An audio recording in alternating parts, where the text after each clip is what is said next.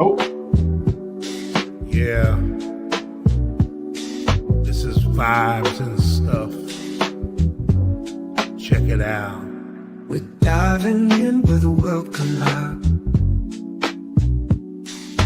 Culture's gone into crazy ride. Music's pumping, food's on the plate. We're vibing here, let's celebrate. Vibes and stuff, we keep it real. Talking about the way we feel. From the beats to the love we share. Everything in between we care. Uncle Freezy vibing all night and all day. Big pizza, always something to say. Our main man in the cut, he is soul finger. BSJ always showing up as a soulful singer. Ron, Bully and Corey always being so thorough. Don't forget from that ain't rap Triborough. It's vibes and stuff. Vibes and stuff. Vibes and stuff, we keep it real. Talking about the way we feel. Talking about the way we feel. From the beats to the love we share. From the beats to the love we share. Everything in between we care. Everything in between we care. It's not just talk, it's how we grow. It's vibes and stuff. Life's a rhythm, we all move. Vibes and stuff. Yo, party people in the place to be. What's good? It's the number one Chief Rocker, your main man, Uncle Freezy. I'm joined by the king of the That Ain't Rap podcast, one of the most fire podcasts on YouTube. Y'all missing out. I'm telling you, y'all missing out if y'all not checking out the That Ain't Rap podcast. If you're watching this right now, man, make sure you subscribe to this channel. Make sure you subscribe to the That Ain't Rap podcast. Man, occasionally I'll jump over there, and it's like, as soon as I get there, I jump straight into the fire. It's like straight into the frying pan over there. You know what I'm saying? So if you like fire content, if you like real conversations, so we about to have a real conversation right now. But if you like real passionate conversations about the That Ain't Rap podcast, man, make sure y'all go check that out. Right, Trout, what's good, bro? How you doing, man? What up? What up? What's good? Chilling. I got a serious one. I got a serious one for you, bro. Okay. So I gotta talk about the home life wife versus the work wife, right? And I know that shit. I know it's taboo. Yeah.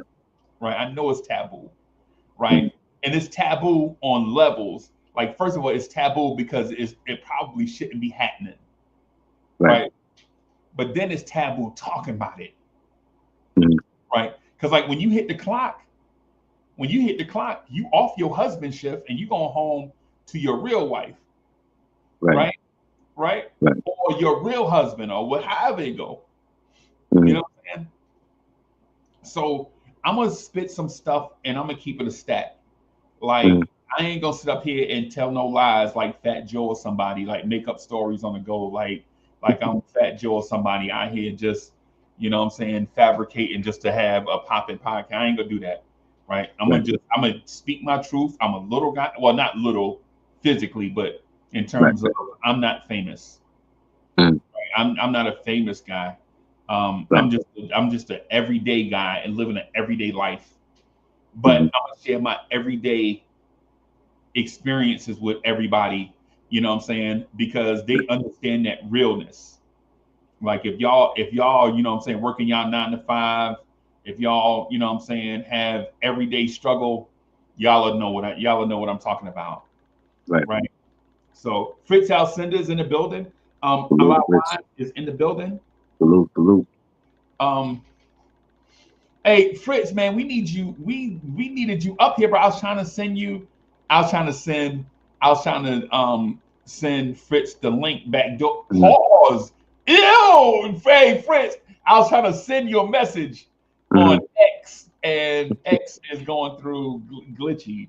Hey, X, Elon Musk ain't pay his bill or something this month or something, and so I couldn't send the joint to you so you can jump on.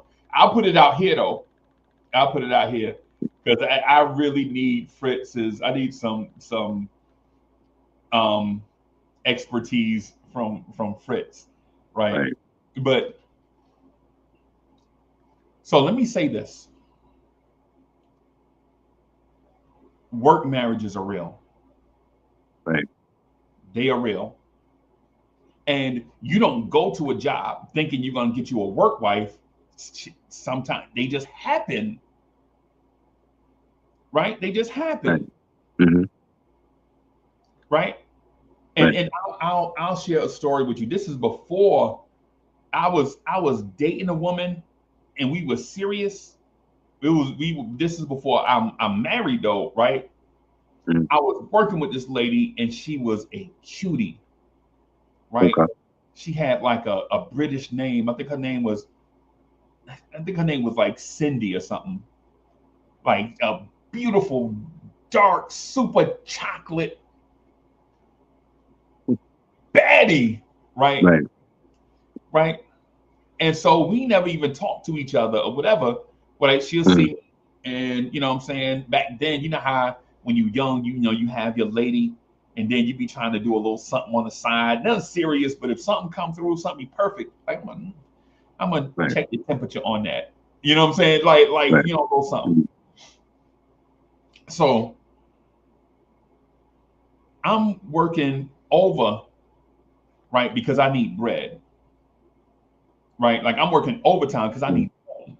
They giving out Right. overtime, low man on the totem pole, and they like, yo, for all the 5 o'clock employees, y'all free to work till 11. You don't have to work Mm-hmm. till 11. Just make sure you work in hours. Like if you work at if you get off at 5, you got to work till 6. You got to work till 7. You got to work till 8. You know, I'm leaving at 9:45 because I'm tired. Type, you know what I'm saying? Yeah. So I mess around and I work until I'm working till 11 or 12 because Mm-hmm. you know what I'm saying, my light bill like $89. I'm like, what the why the hell I'm gonna pay an $89 light bill? Right. You know what I'm saying? Yeah. So this to tell you how far back in the day it was. My light bill was like $89. I had to work overtime. I had to work overtime son to pay that, bro. That's Right. how broke I was back in the day. Like we wasn't making no money. I'm talking Right.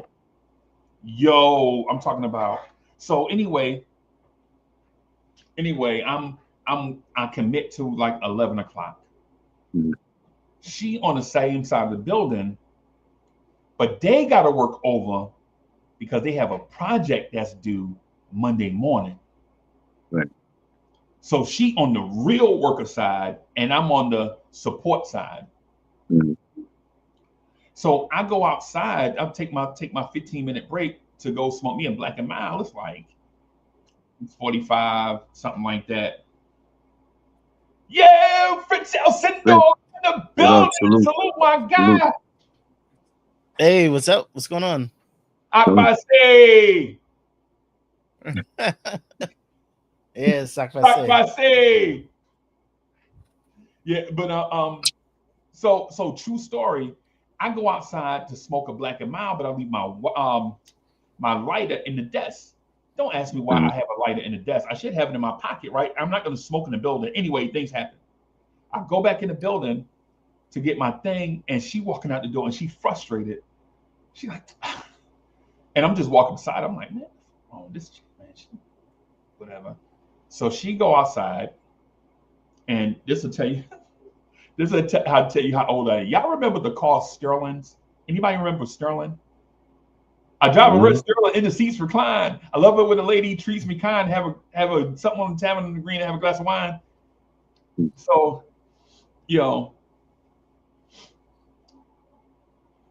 she walking outside. Was it a Sterling or was it a Lexus? This was like 92. This is like 92. So whatever foreign car had just came out, she got one, right? Right. She go outside. So she at the car, I'm just smoking my black and mild, just She got a flat tire, right? Ow. So she walk around the car. She just keep lapping the car. Like I know she want help because she keep lapping the car. She don't know what to do. She probably looking for. You know how women are like in the '90s. Hey, y'all, listen for all the fellas out there in the '90s. Women were independent, bro. They were like a man can't do nothing for me. You know what I'm Right. saying? It wasn't Mm-hmm. like it wasn't like the '80s when women was like, you got to have a job.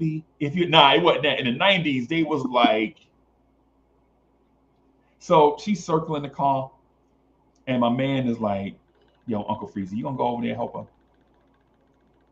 Hell no, you see, I'm clean, bro. Look at me. You want me to go over there and get dirty? My man was like, come on, dog, don't do that. Shit, that lady gonna be here all night. Mm-hmm. Bro, I got a white t-shirt on, bro. It's Casual Friday. Y'all remember when Casual Friday first started? Like when Yeah. you used to legit take Casual Friday, like man, like you used to look forward all week to Casual. It ain't like now where you can wear pajama pants and shit on Casual Friday. Back then, Casual Friday meant you had to have your best outfit on in your closet. Right. So I got one of my best outfits on. Whatever. She's circling her car.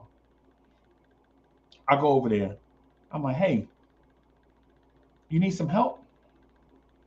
She was like, so this is the story.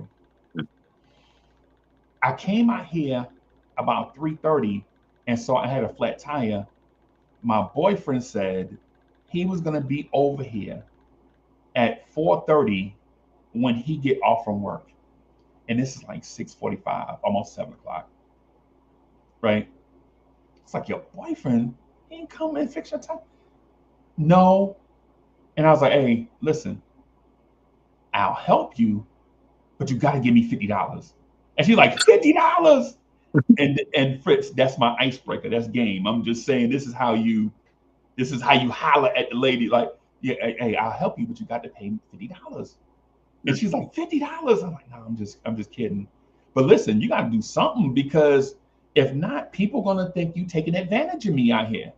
Right. I'm vulnerable in these streets. You just can't do Uncle Freezy like this, right? And she's Mm-hmm. like, what? And so I'm laughing the whole time. So stuff like this, for those that don't know me, I look forward to shit like changing tires, like emergency stuff. I look forward to that. Your car break down on the roadside of the road, bro. I'm Mm-hmm. coming. I like shit like that, right? Right. So I changed the tire, right? I changed the tire, right? Put the tire on there. She get in. She thank you, thank you. We doing the whole awkward. You know how she trying to shake my hand, trying to lean in for a hug or Mm-hmm. high five. You know how you that little awkward. You don't know how to think. Right. You know what I'm saying? The You're little not a dance. hugger, right? Yeah, you don't know how to. I'm like, nah, don't worry, no problem. She tried to crank up the car. The car won't start. And I'm like, the car won't start. So you having a So real now it's just more than just the tire fix. You gotta fix the whole engine and everything. yeah, so I looked first thing. She like, oh my god, I can't do car repairs. She panicking like, I just can't do car repairs, man. Student loans. This is the first time I ever heard the word student loans too. By the way, she said my student loans is bad, and I can't afford such and such. And so I lean in the window. I look, and the gas light is on. The needle is damn near on the floorboard. Right. I'm like, hey, you ain't got no gas. She's like, gas. I was like, yo, you ain't got no gas. And she's like, how you know your car won't start and your gas light on? And she's like, gas? I'm like, oh my God, girl, where your boyfriend at? He was supposed to be here at 4:30. I'm like, listen, I can take you to go get some gas, right? I can take you to go get some gas. Now, mind you, I'm gonna be missing out on overtime. And if your boyfriend see us together in my car, you already know what the deal is, Mm-hmm. right? So this is like one thing lead to another type thing. So we get to the thing. Come to find out, by the time we get back, her um the air that went the donut she had on the car that's flat, right? So we go get gas to put in the car. We come back, Mm-hmm. the car back on the ground, the tire back on the ground, the car back on the ground. So I'm like, hey, listen, I'll put the gas in the car, but how you gonna get home? You got a flat tire. She's like, I'm gonna call my boyfriend. Okay, call your boyfriend. I go back and my boss, he a jerk, a motherfucker named Bert. Bert, if I see this child, if I see this motherfucker today, I will slap that. I'm sorry, Fritz. I know you're a preacher. I know you're a preacher. But Bert, if I see, I will this motherfucker try. You know how you have a boss that's so that he look for stuff to get you in trouble instead of trying to help you be a better employee. He the one that always try to get people in trouble. Yeah. Oh, easy. You spent 37 minutes on your 15-minute break, right? Sitting at my desk, right? So I come back in, Bert on my ass, right? He there trying to tell me off. The company can't afford to do such and such and such and such and such. And then back then I was working for the temp service too, right? So he like, if we call the temp service, they may do away with you. I'm like, you. Anyway, Bert is standing there talking just all type of stuff, right? And she stand up and like at the standing at the desk next to Bert. I'm like, what the fuck are you doing here? You know what I'm saying? Bert telling me off. And then Bert look over. He like, oh hey Cindy. Cindy like, hey, Uncle Freezy was helping me. I had a flat tire and my car won't start. And so he was outside helping me. And Bert was like, who, him? Yes, me, mother. Oof. So Cindy's like, nah, man, take it easy on him. Bert's like, oh, okay, Miss Cindy, I'll, blah, blah, blah, right? So he leaves and she's like, hey, I call my boyfriend and it's like 8:57 and he ain't here. Can you help me get a ride home? And I'm like, help you get a ride home? No, I don't have no money. That's why I'm working overtime. She's like, well, can you take me home? Tell you what, I generally don't do this, but I'll take you home, but I don't have any gas. That's why I'm working overtime because I'm broke. So she's like, nah, you know what? Just take me up to Dutch Fork. And we live right off Dutch Fork, blah, blah, blah. And so I'm like, way out there? She's like, yeah, And so Fritz, no lie, we stop at this thing called a BP. I don't know if you know what a BP is. It's a gas station, like usually be on the corner. They have like little fruits and snacks in there. So we in there, she paying for the gas. She get this thing. Strawberry, you remember this drink called Boone's Farm? Strawberry Hill? Boone's Farm? She get like 2 of those. I'm like, damn, Cindy, you drink. She's like, shh, don't tell nobody. So we like got a little chemistry thing going because I like to laugh and come to find out when I used to see her, she used to always be serious in the office because she has people that report to her. So she can't always be cutting up in the office, right? So come find out she buying Strawberry Hill. She like, hey, I gotta thank you when you get the thing. Just I'll fix you some dinner or something. It's late tonight. I know you ain't got no bread or whatever. Just come on. And I'm like, Cindy, listen, if I go into your place, you got to promise me that you're not going to try to take advantage of me. I know I'm handsome in these clothes, and I understand that. And I read your body language. I see it in your eyes that you want to take advantage of me. But I know jujitsu. And so she like, you don't know no jujitsu. I was like, I promise you. I got a cousin named Jiu-Jitsu. I know him personally, right? And we joking, right? So we get to her place. We get to her place, and so she invite me up. Of course, I'm well mannered. Now, mind you, I got a girl at the time, and that bitch is crazy, right? Right? She used to fight about once a month, about once or twice a year. She'll be in front of the judge because she done fought somebody and whatever. This is the chick I'm with, but she fine, bro. A light skinned shit. She looked like I'll give you an example what she looked like. She looks like a Whole Foods version of that rapper Salt from Salt and Pepper. She was the first chick I ever seen with the tiger paw, the cat prints on her leg. Remember when that was a thing? The She was the the first one tiger I print tattoo. the Yeah. tattoo. Yeah, she was the first one I Mhm. seen with that. Right. Right.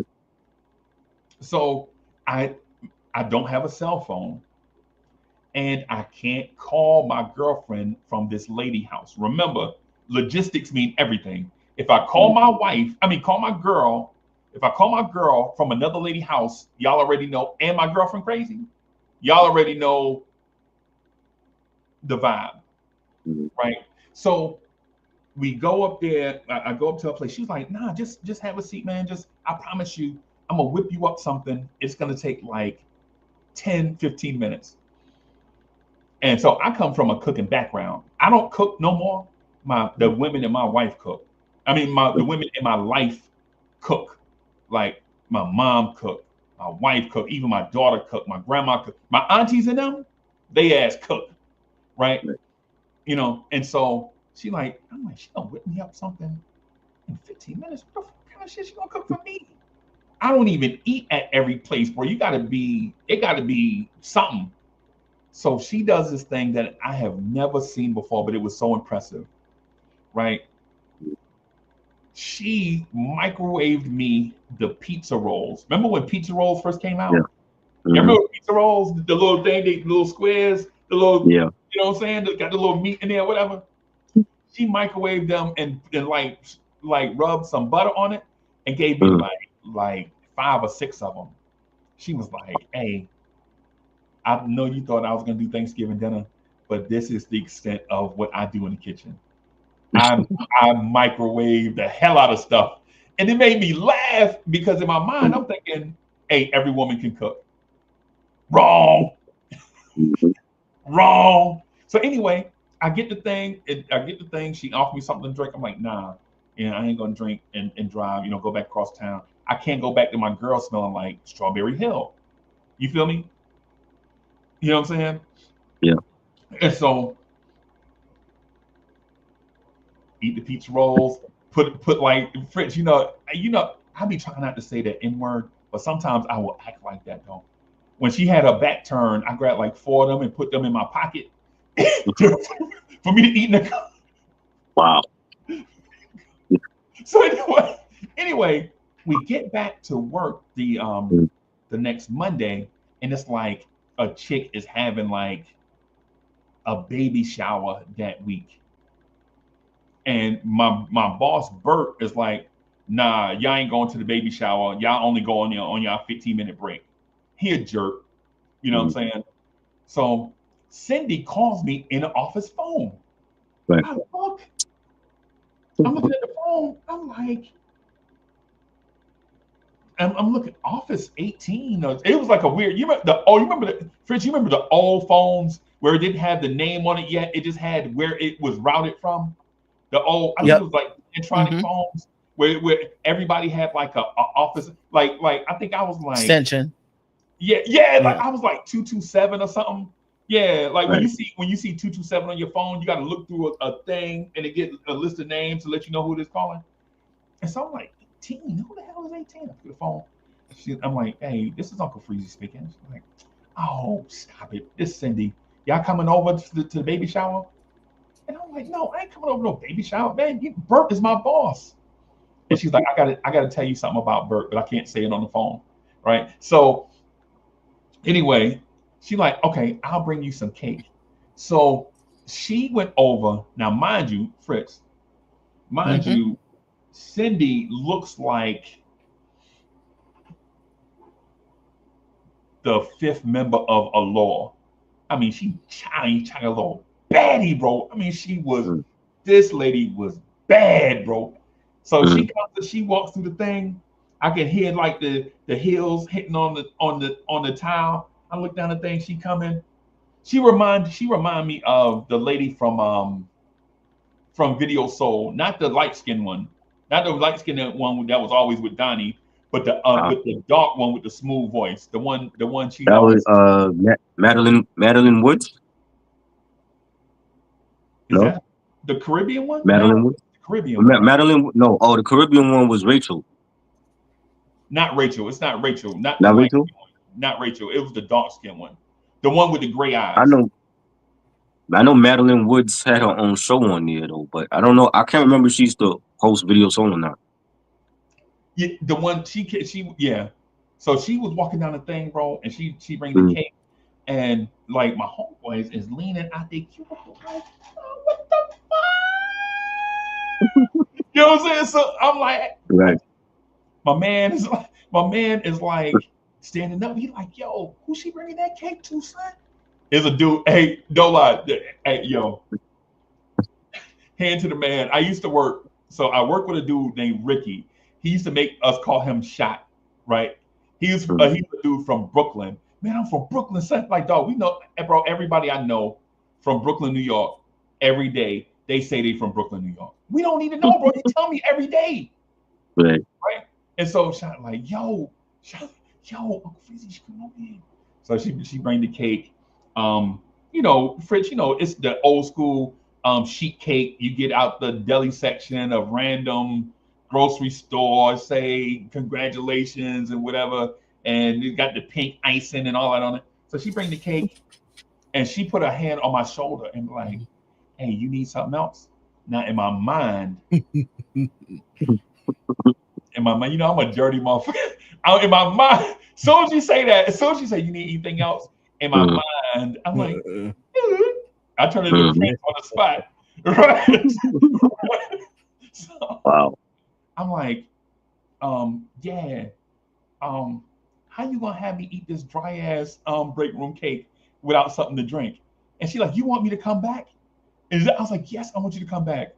And she was like, oh, you want to see me walk away? Yeah. I was like, oh, you slick. But yes, I absolutely want it. So I tell whatever.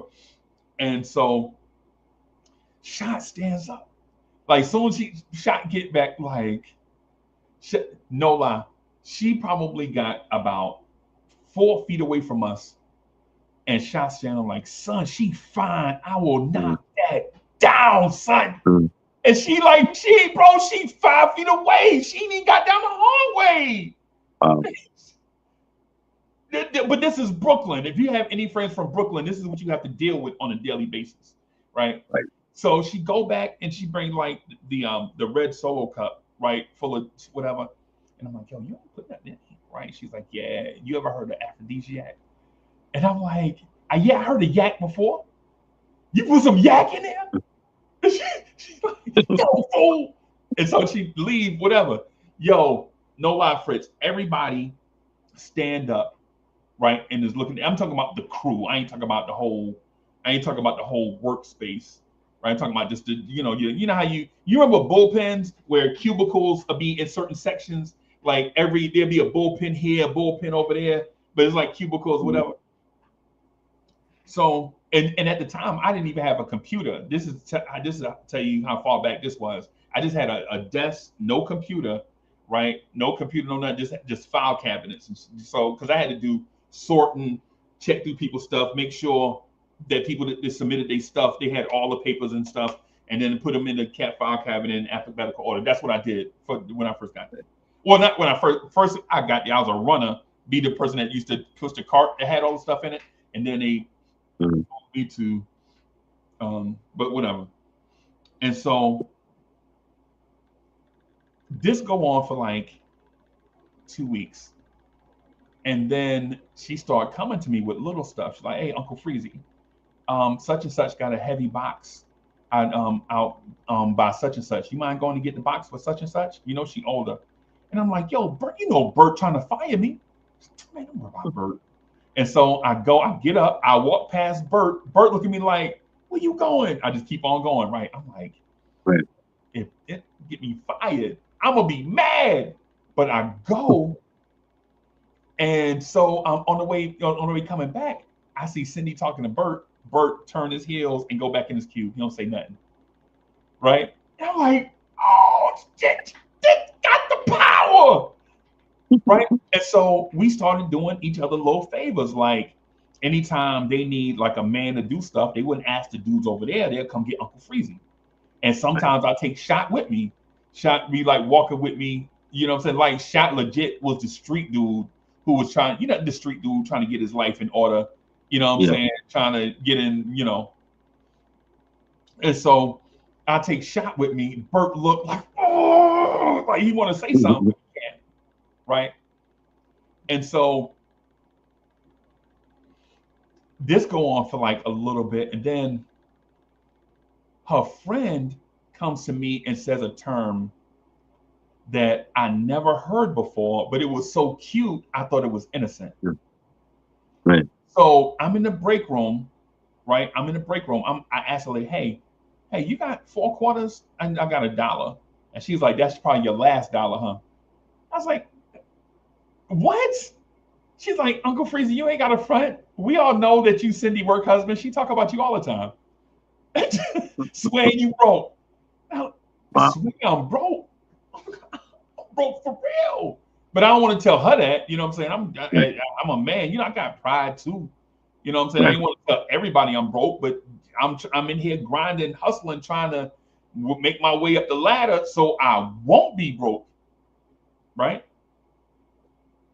Come find out. Right? I talked to she's she say, hey, we all know you Cindy work husband. I'm like, work husband? What the fuck? Work husband? Right? And Right. so she called me and I go over there. And so she has these 2 things on her desk. I don't know y'all remember ring pops? Yeah. Remember that. She got ring pops on her desk. And she was Oh like, yo, wow. I bought this for you. What the fuck am I gonna do with a ring pop? She was like, wear it around the office. I'm like, what the fuck wear ring? And so she's like, no, just put it. She grabbed my hand. She put a ring pop on it. She's like, hey, you asked, put lotion on my hand. Like, no lie. She grabbed my hand, lotion on my hand, put the ring pop on my hand, middle finger, like I'm 4 years old, first day of school, whatever. And I'm walking back to my desk, and her friends stand up like, what the fuck? I get back to my bullpen. First of all, I get back to my bullpen, right? And my boss Bert is looking like, he didn't like me because I was a veteran, and because I can do the code switch. Like he would be coming out, and I'd be talking to my boys. I'd be like, Right. and then I get inside the building, and I'd be Uncle Freezy, and he ain't like that, right? You should hear the way he speaks to his friends. Those my friends. You know what I'm saying? Mm. And so I'm walking back to the thing, and Shot stand up like, son, you done got married. You ain't even invite me to the wedding. I'm like, Shot, what are you talking about? What are you talking about? And he like, yo, she your work wife, man, and you ain't even invite me to the ceremony. Now, mind you, all these people have office experience, and I don't. Right? Like I was in the military, got out, worked construction for a long time, did some side stuff that I'm not proud of, whatever. Trying to get my life together, all this, but they know the nuance in the code of the office, right? So the ladies that see me with the ring on, they like, why you ain't told me you was available? And I'm like, available for what? Tasha, like, you got a work wife? I'd have been bringing you lunch. And I'm like, what the fuck you mean? What are you talking about? So Fritz, I found out, this is in the early 90s, like 91, 92, I found out that there is a such thing as work wife. Now, when you hit the clock and go home, none of the stuff that happened in the office actually exists, right? But when you clock in, you got to check on your work wife. Hey, what's going on? How was your day last night? Or how was last night? Hey, it was good.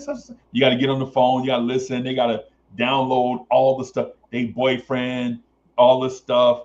Blah, blah, blah. Yeah, they was over here playing Super Nintendo all night. And what? And so the thing about the work wife thing is at times you can get dangerously close to, you know, Right. checking What fluid. happens? Yeah, what happens in the office don't always stay in office. yeah, you feel me? You feel me? Like, and I'm gonna just say this one. I'm gonna say this one last part, and then I'll move out of the way so John can jump in. And I appreciate y'all letting me share that part. But so I'm at my desk. It's like a Wednesday, and I hear the girls over there. Like all of a sudden, it's just like an eruption. Like girl crying, and such, and all of them standing up hugging, and all of that, and me not knowing office husband protocol. I'm like, I wish they would shut the fuck up. This is me, right? I don't know, right? Shot is like, yo, your work wife over there hugging people. You got to be over there. You got to, you know what I'm saying? Like, Shot, bro. You know what I'm saying? This dude, Bert, already on our back. We behind already. The stuff we was waiting for got delayed. It's like, you know how it be a holiday happen on a Monday, and your deadline is still Friday. You know, you have Monday off. You come in Tuesday. Now you got to make up for Monday and do your work for Tuesday because of stuff you do by Friday. So I'm like, oh, I'm already over here. I don't know if y'all, Fritz, you remember when we used to wear those rubber things on your fingers? Remember those? The rubber things where you could thumb The through little sorting fingers. Yeah. Yeah, they, like mad rubbery, whatever, look like a thimble or whatever. You put them on your fingers. And so I got them on. I'm like, man, I don't feel like, you know what I'm saying? So you're like, nah, you gotta go, bro.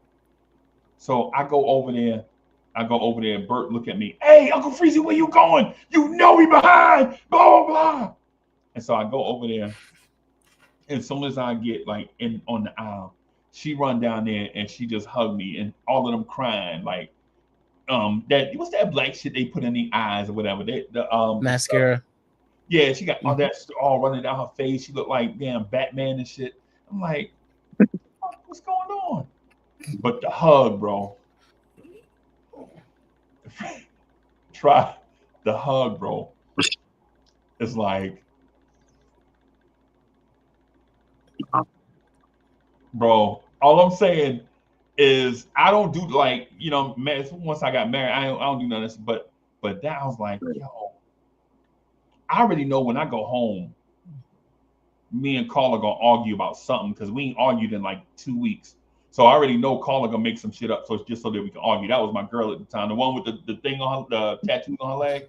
I already know we're gonna argue about something because it's been peace in the valley for too long. I already know that, right? But no matter what I do, I can go home, flowers, whatever it is, calling, the fuck you bringing flowers for? You been cheating on me? No.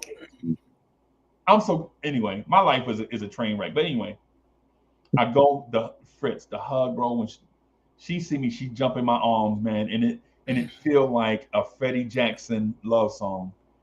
Like hold me in your arms forever. It looked like a Hallmark card, right?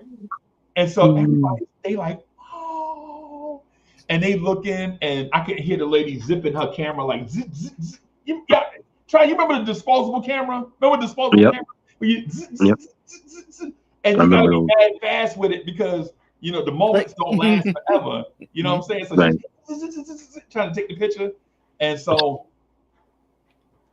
Man, so Cindy give me a hug, man. It's like one of those hugs, like two lonely hearts, like that been searching for love forever.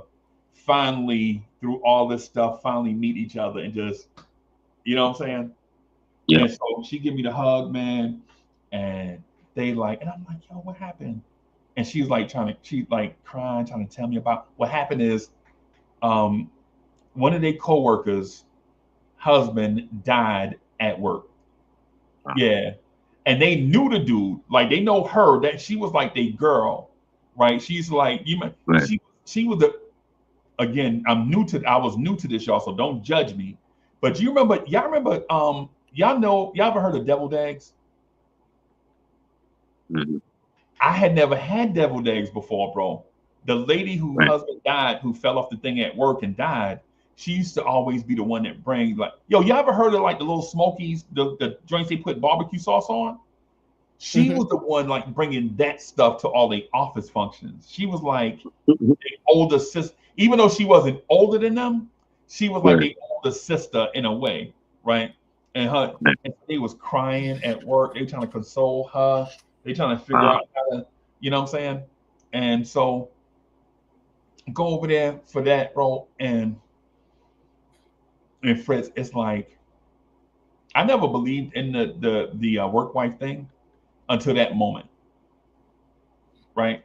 Because in that moment, I knew when I got off work, I was gonna go home to call her, and she was gonna argue about something because we ain't argue in like 2 weeks, right? And the Cindy, her boyfriend was a good dude. He just did a lot of stuff wrong. Like he just was like not mature, and like you know how everybody be the same age, and then one dude Yeah. just be young. Like everybody can be 50, but this 50-year-old is young as hell. Right. You feel me? Like he like, nah, I just need that. Nah, the homie said they just want to come over and play Super Nintendo. And she like had the night planned for like a romantic night, and it's like 8 dudes in the living room playing Mario Kart together. You know what I'm saying? Mm, And with me, it was the opposite. It was like I got a girl who was like super emotional over yeah. every little thing, so little thing set her off. So I had to always calm her down. Like I just had to tell her, like, sit your ass down so I can then rub your foot or something. Like this, I had to talk to her. And Right. after a while, you kind of get tired of that, right? Right. Or the diffusion, how you cope with it is when you hit the clock, you get a work wife. You know what I'm saying? And so I want to ask y'all, like I done put my whole life out there, man, for y'all. I done put my whole life out there, and I'm sorry, but y'all ever been in a situation where y'all had a work wife? No, And I I did. never been married, And so no, you can get in them kind of situations and you don't even know you in it. You know what I mean? Yeah, yeah, But like, yeah, because I know I'm cool with everybody. Like, I'm cool. I'm cool with everybody. And one thing about work, I treat every woman like she's my sister. Like that's one thing. First off, like I treat every woman like she's my sister. Like, I ain't flirting with you, but we can be super super cool. But I ain't the dude who's gonna be doing too much. But definitely, some people could view you differently than you view them. Easy, right, right, but yeah, there's definitely them situations like you don't know until like it's too late. It's like, oh, right. I thought we was joking, but nah, yeah, but Yo, yeah, that the term is kind of new though. Like I know I probably didn't hear about work wife until maybe 10 years ago, maybe. what? I thought it was relatively new. Oh wow, wow, wow. I never had. I'll be honest with you. So I worked at a lot of places. The only place that I know work wife existed for me was in office settings. In office, if it wasn't an office setting, it really didn't happen. My cousin, he was a nurse, and he was like, yo, everywhere he go, he get a work wife. He looked for one, right? Oh man. And he been married longer than me. My cousin is 60. When he was in 12th grade, I think I might have been in like fourth grade. So I think he might be like 65. Mhm. Damn, cuz 65. God damn. Cuz old. But anyway, everywhere he go, he like, yo, and now he a traveling nurse. He like, man, I be in Seattle, Washington, bro. They out there. They be looking to Mhm. be work wives. They be looking to be work wives, bro. Yeah, don't. Yeah, the nurses watch out. Um, I but you know what? I know a situation where somebody's work wife is like literally his work wife. Like no lie, the job I had, I was going all over the place. I was going to a whole bunch of companies. Now I would go to this one company, and this guy at lunch, he there with his girl. They eating together, and he's like, "Yo, we've been together for 20 years." I'm like, "Man, they've been together 20 years," and I said, "Yo, they never got married."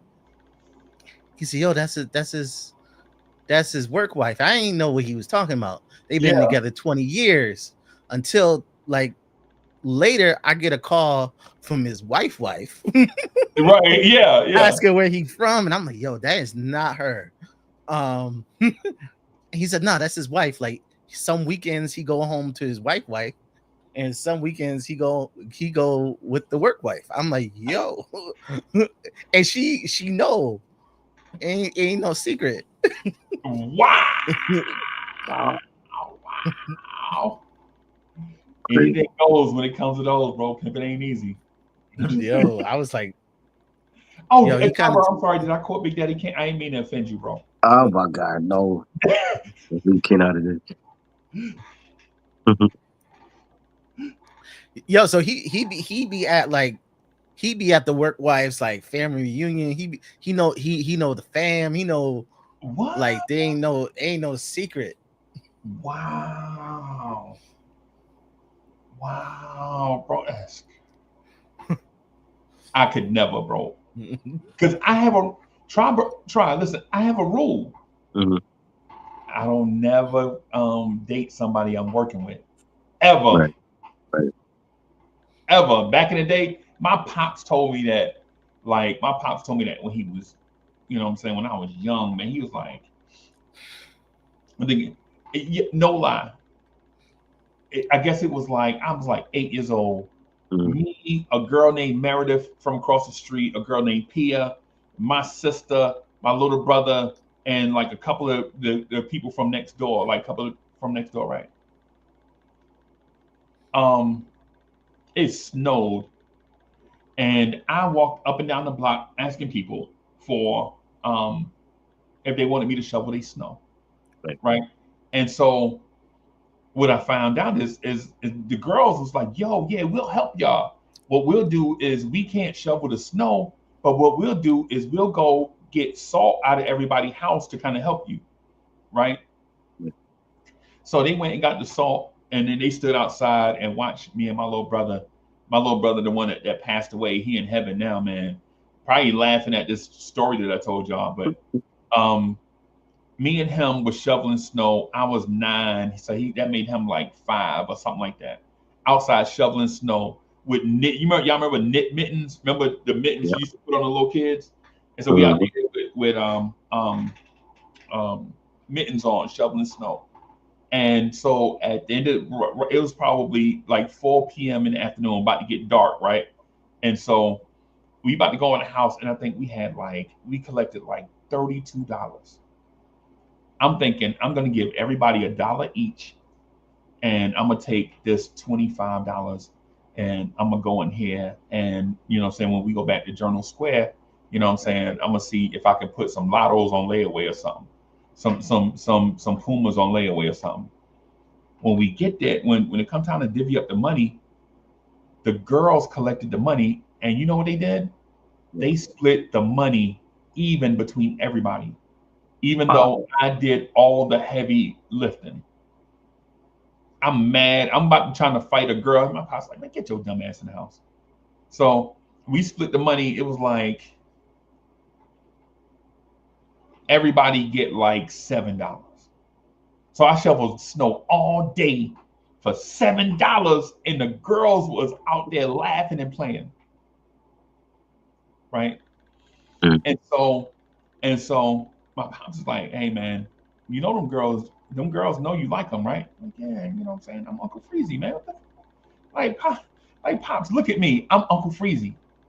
Of course they like me, man. You know what I'm saying? So this is I'm telling my pops like, oh, right.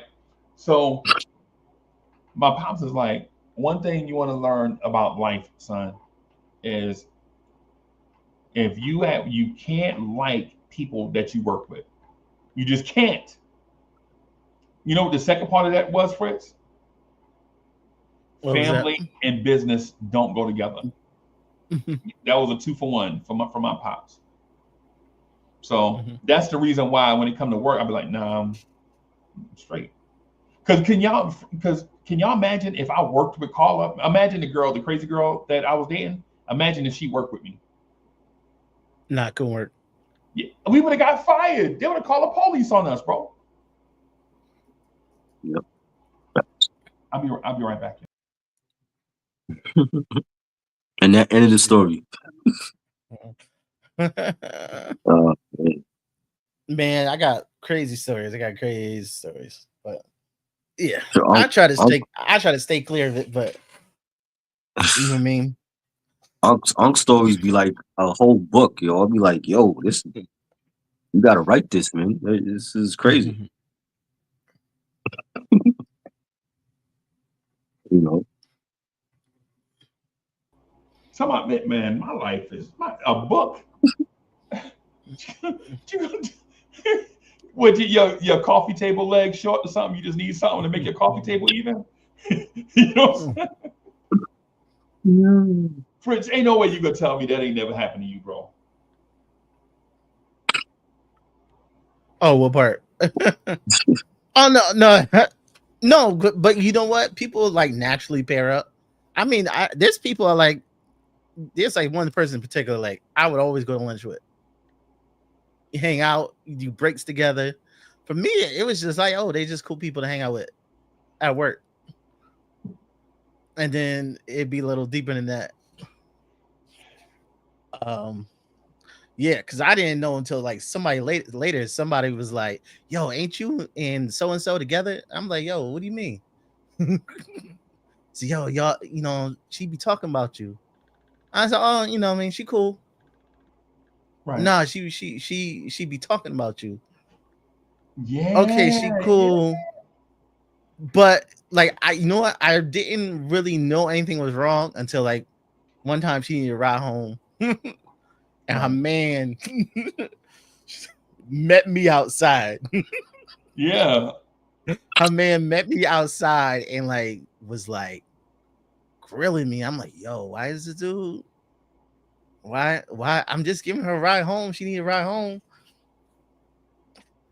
I didn't see the big deal of it. I guess he knew I was driving her home, and I guess he knew who I was.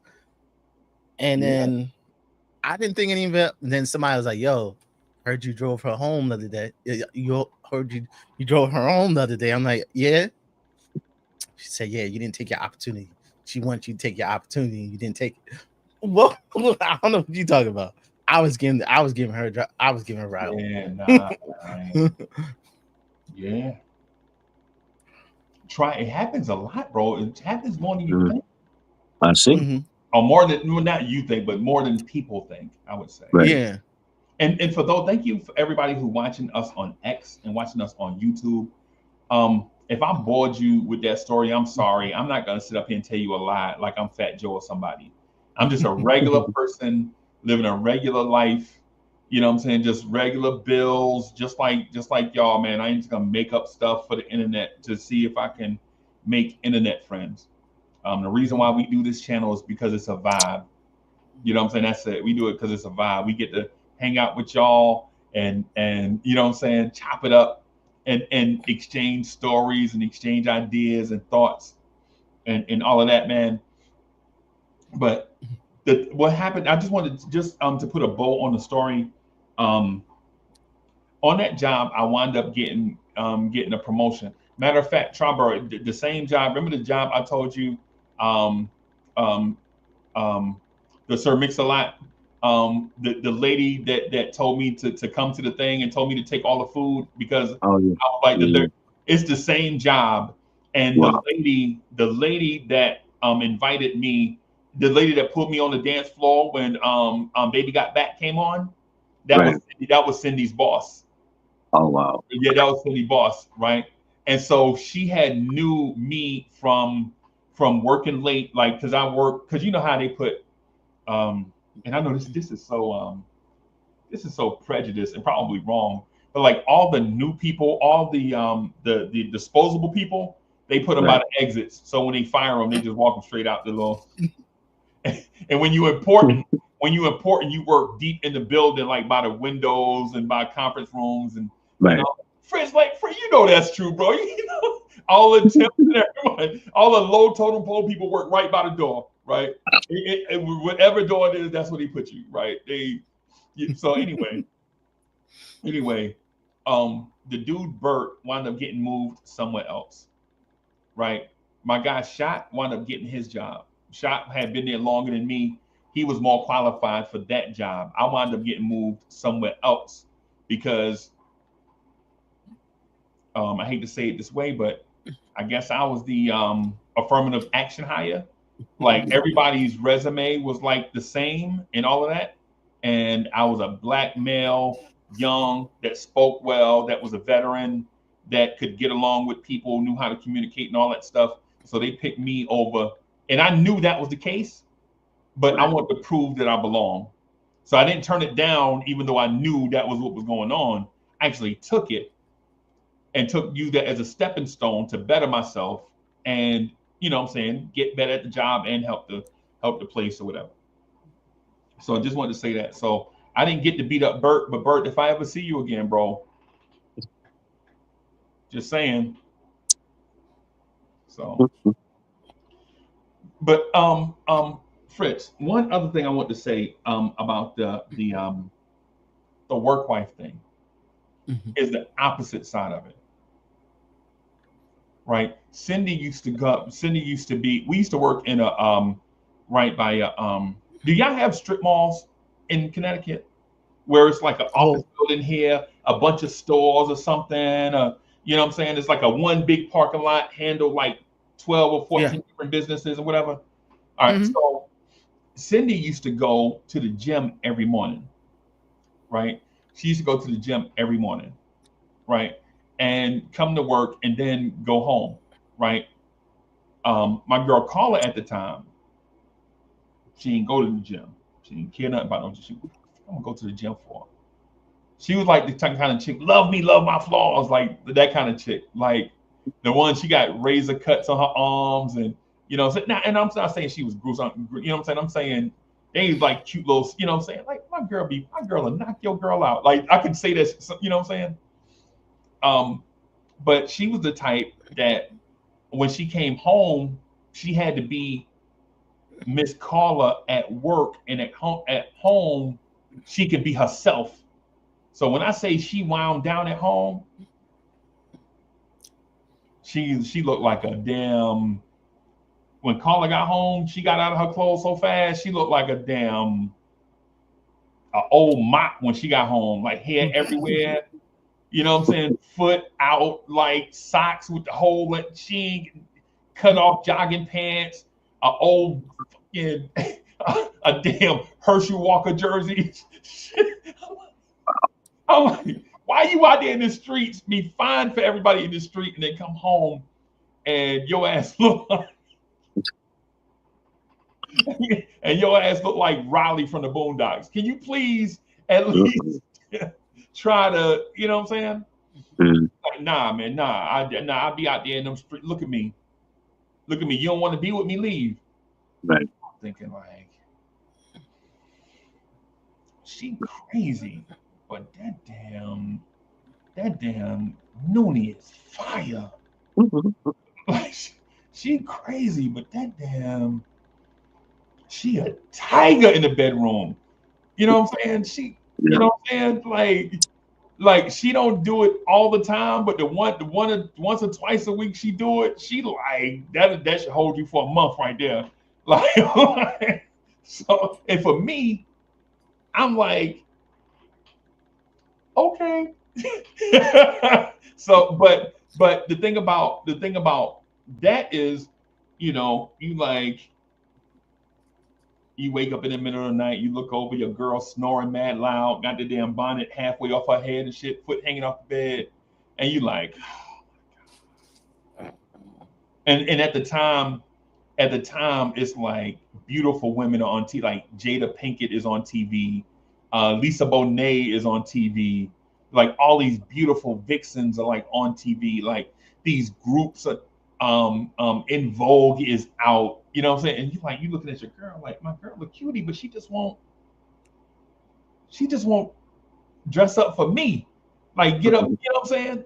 Like she loves me now. Now I'm not saying that she don't want to be with me because she do, but it's one of them things is like, when you leave, you know what I'm saying? When you walking out the door, because she left after me. When I'm walking out the door, She looked like a somebody 20-year-old, or I don't know, she probably like 22. She looked like somebody 22-year-old ass grandma, right?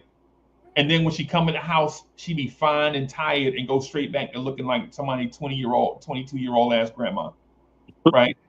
But then you see that every day, and then you go to the office, and then Cindy walk up to you, and she's smelling like a fragrance, and she wears stockings, and I don't know, and maybe I'm some kind of freak or something, but it was just something about the way that a woman walks. Like when they had those stockings on, you could hear the little stockings, and you could hear the heel tapping on the tile, and it's just something sensuous, something sexy about that. And like especially when they take care of themselves, you know what I'm saying? So, nails always be done.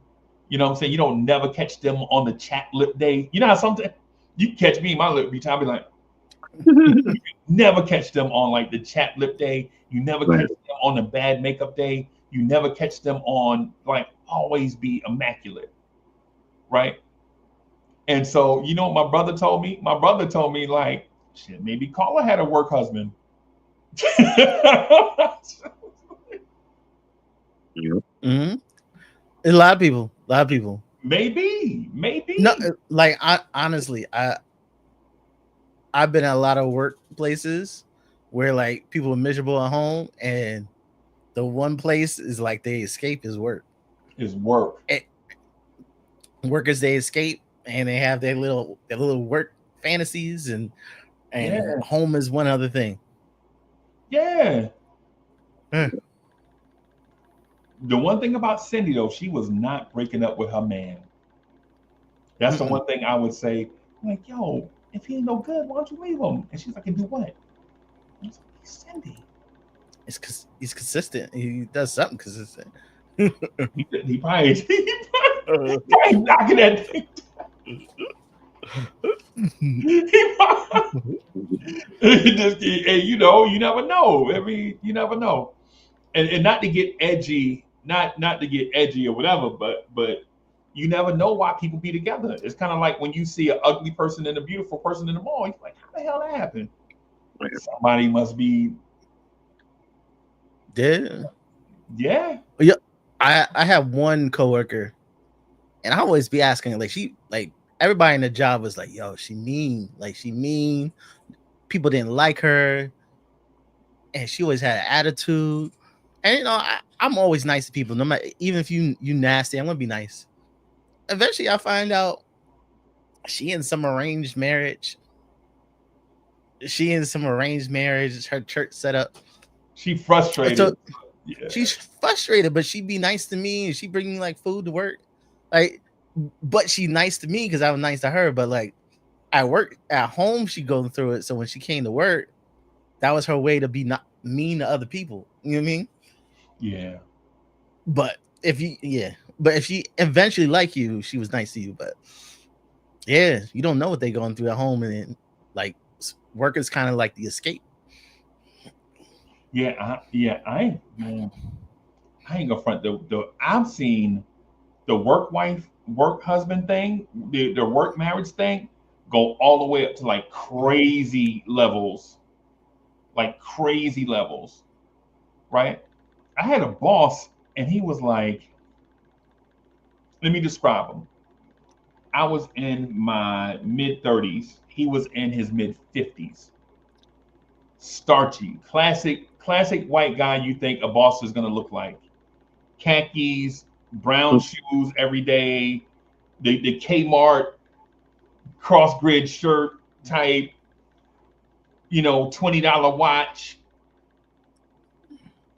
economy car type, investment. Like he don't waste his money on his travel car. He have like a boat at home, right? Nice house. He's that guy.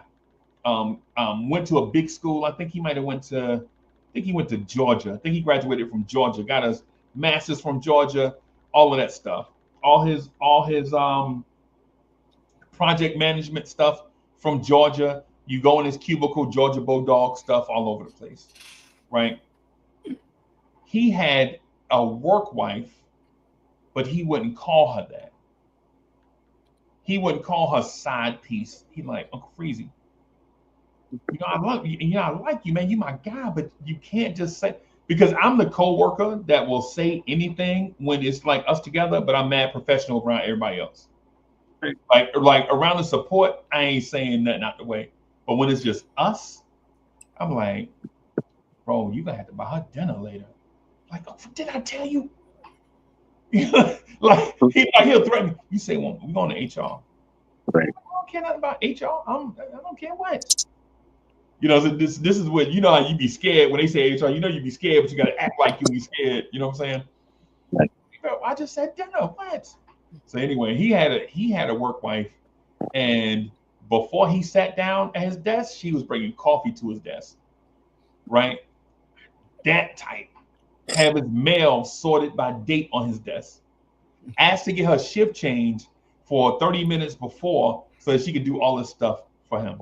Now, mind you, Fritz, guess what he had though? He had this thing that you call a secretary. That wasn't her. He had a secretary. This is before they switched the title. What's the title now? Administrative assistant. Administrative assistant. Is executive or executive assistant? Or yeah. Because over the years they changed it from secretary to administrative assistant, executive assistant. Yeah, all these different. Yeah.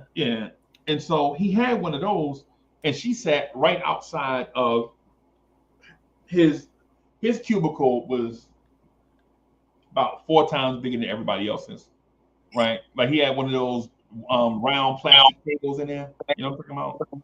Like where you can just go in there and have a little impromptu meeting, whatever. But this chick, bro, her name was Gwen. If you messed around, I'm not gonna say his name because he got one of them names where as soon as I say it, everybody know who I'm talking about. So I'm gonna just call him Bob, right? So Gwen was like, if you do anything wrong to Bob, she was gonna stop what she was doing to come check on Bob. Right? She didn't care. She didn't get in trouble. Our boss be like, what are you doing in Bob's office? You don't even work for Bob. You work for me. Well, Bob said that. And Bob would be like, hey, yes. And everybody kind of back down. Like, you remember how when Mufasa spoke, everybody would kind of back down. And, you know what I'm saying? Bob was our Mufasa, right? Except me. I guess I was kind of like, whatever the crazy lion is that act like he didn't care about his job, but he really cared a lot. That was me. I was that lion, right?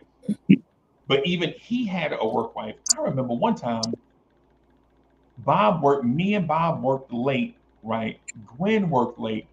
And guess what she did before we left? It was like light snow, whatever, light snow. Guess what she did, Fritz? What's that? She went to her car in the snow, grabbed an umbrella, left it at his cubicle, and cranked his car and let his car warm up before she left. She had her an investment. I don't know if she's getting paid off, but whoa.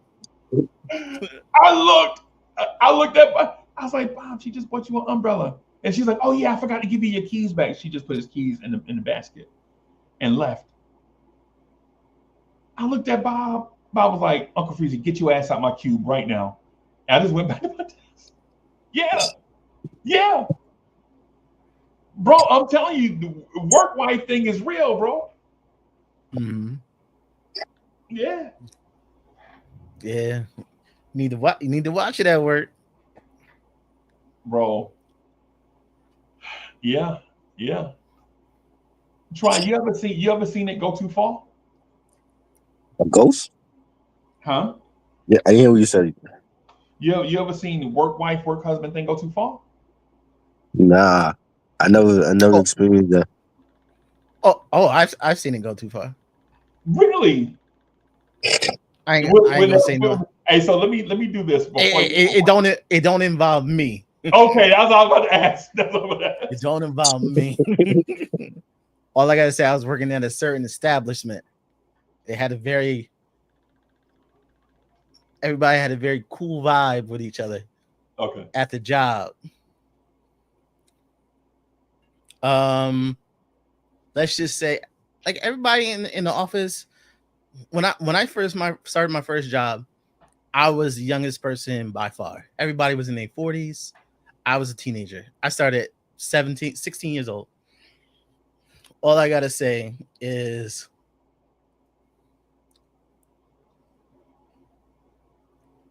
someone was engaged to get married, and someone got a little too drunk, and he let out that he was, the boss was messing with the employee's fiance. Wow. Yeah. So no, he was messing with the employee. The fiance was kind of cool with him. I think they thought they was all friends, but he didn't know, like, at the job he was taking advantage. Like, you know what I mean? Wow.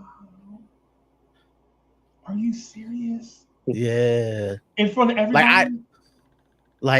I didn't see it coming. Like, everybody in the job was like, "Yo, I didn't even know that was going on." Like, I thought everybody was just cool. Everybody was friends. Everybody was, yeah. Yeah, ruined it. Like, he ended up getting fired. What? Yeah. That's crazy. Bro, I'll say this. I'll be honest with y'all. Hey, internet, I'll be honest with y'all. You wherever y'all watching this from, whether you watching this on X or YouTube or wherever you watching, I'll be honest with you. I'm not gonna fake jacks just to, what I'm saying, get views or whatever. I'm gonna keep it a stack. I'm a real person, right? Like, I'm not a former rapper trying to regain some fame or nothing. I'm just a regular guy, right? I'm just a regular guy, right? The going too far thing probably happened to me about 10 times. Like with your work wife thing, the work wife, like legitimate, like, you don't know how far too far is until you go too far and you got to dial it back. Mm-hmm. It's what it is. With nobody is perfect. Like, I'm not AI. I'm not artificial intelligence. I never claim to be super rich. I never claim to be super perfect. The only thing I know that I am is handsome. That's it. That's it. The outside of that, that's it. Right? My thing is, though, at times in the office, you go a little bit, like, too far because the moment seems like it calls for you to go there, and maybe it does, but the person on the other side is not ready to hear what it is that obviously needs to be said, right? Like with the lady Cindy, the lady Cindy, me and her wound up hugging and kissing in a car during lunch, right? Me and Carla fighting, no lie, me and Carla fought all night. Carla made me so mad, I almost put my hands on her. I had to go outside like 2 or 3 times. One of them times I went outside, she locked the door and made me beg to get back in. Right? This is like 3 o'clock in the morning. Right? And so I'm sleepy. I'm at work. I'm frustrated with this lady that I love at home. She's frustrated with me because I want to be, I want to grow and become something outside of what I saw my uncles and my grandfather and all of them were. Right? I saw them get stuck in a rut, and I never wanted to be that. Right? I was coming up in the a different world era. Right? That's my era, like from like that era of 87 to like 90 something. I'm in that thing with Kadeem Hardison and all of them. I'm in that era, right? And so, you watch TV, you hear about, people be, this is like the terms when you're young, when you're a teenager, you hear these terms, don't mean nothing. You hear your father and them like, man, in the union, man, union dues too high, and I didn't get the promotion this time, but they said in 2 years, and I'm like, in two, they want you to wait 2 years to get a promotion? all these things like they hearing they saying around me, but I'm a kid. But then when I get in this place and I at the time I had some college, right? But no, I didn't have a degree. I had some college at that time, right? And I didn't have a lot of work experience except for being a veteran, right? Only thing I had to my name is that I am gonna outwork everybody. And Fritz, I know you know me now, but you don't know like my story from back then. Back then, my mentality was I'm gonna outwork everybody, be present more than everybody in order for people to know who I am, in order to when things come my way, people will say he deserved it. Right? I'm gonna try to outwork everyone. That was my mindset back then. Right now, I'm a little bit more laid back than that. Right. And so I always wanted to go somewhere, but where Carla came from, they looked up to her because she had been places at 22 that they had never been, right? At 22, Carla had an associate's degree, right? Which don't mean it didn't mean a lot. In I think in 90, what year was this? 92. It didn't No. mean a lot to corporate America. It just means you were a college graduate, but you didn't have a bachelor's. But to her family, her moms and aunts and them who were having babies at 15 and 16 and 17 and 18 that just got jobs so they could take care of their family, that was everything to them, right? That was everything to them. Like, not saying that she was their role model, but she might have been like their inspiration. And so we were like two different people going in separate directions. Like Carla was okay doing things step by step by step because in her family's eyes, she had a nice car. I think she was driving I think she was driving um, like a 89 Grand Am, right? And I don't know. I know people don't know what a Grand Am is because I don't think they make them no more. But in '92, you driving an 89 Grand Am, you was something. You know what I'm saying? Man. Yeah. And me, I was driving 84 Toyota. I was driving a white '84 Toyota Corolla with a rusty trunk, and it was a 5 speed for those that I think it might have been an '83 Toyota Corolla. I mean Toyota Camry. I'm sorry, a Toyota Camry, white with a rusty trunk on it, and with a broken motor mount. So every time I shift gears, my car would jerk in the front. Right. But we used to fight every night, and that wasn't kosher. You know what I'm saying? I used to reminisce like with Bliss before we was closer. You know what I'm saying? Like this thing, like we used to just fight every night because I wanted to go somewhere and be somebody, and she was like, I'm not trying to be nothing that I'm not meant to be. I'm gonna just do the very best every day, and I was always thinking about the future, right? And so it's like when like she would be like, "Yo, why don't we just why don't we just take the week off and go to Myrtle Beach and just be us?" And I'm thinking, Myrtle Beach, man, that trip will cost us $600. You want me to spend $600 on us at the beach? You crazy? This is my mindset. Her mindset is, yo, we work hard, man. And this, mind you, we're like 22, 23 years old. And she like, yo, we don't have to stress like this, bro. We got, yo, it'll be plenty of time down the road for us to look at what it'll be like down the road. But at that time, I was looking at my pops. Man, my pops had been on his job 20 years, basically doing the same job over and over and over, putting doors on Ford Rangers. That's what he was doing his whole life, basically, right? Putting doors on Ford Rangers. And with me, I just wanted to be somebody. I didn't know who, but if you can imagine what we were like George and Wheezy. Like you know how George always aspired to be bigger than Whitey, you know what I'm saying? And Louise just wanted to live in the moment, right? Like we like that's just how we were. And so we fought all night, man. We get to work. I get to work that day, man. I'm tired. You know how you're so tired, your eyes are dry. Anybody ever felt that way? Like you know what I'm saying? And so I get to work, man. I'm slumped down at the desk. Cindy come over there, and she got the look on her face, like, I need to talk to you about something. And you know how somebody want to bring you their problems, but you like, oh, now is not the time. I have my own problems to deal with, right?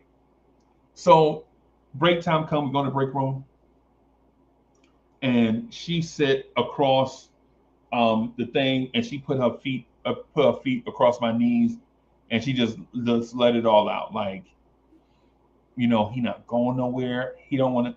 And this is a heartbreaking part, Tromboro. She like, yo, Uncle Freezy, I did everything for this man. I feel like I deserve to be a wife, right? She's like, yo, I feel I deserve to be a wife. This is what just basically she downloaded that into me, like, yo, I did everything. I met his family. I helped him change his life around. He taking correspondence courses. And for those that don't know, correspondence courses, you go to college, but you got to mail, do your homework, and mail it in by a certain day and all that stuff. Way, way back in the day, right?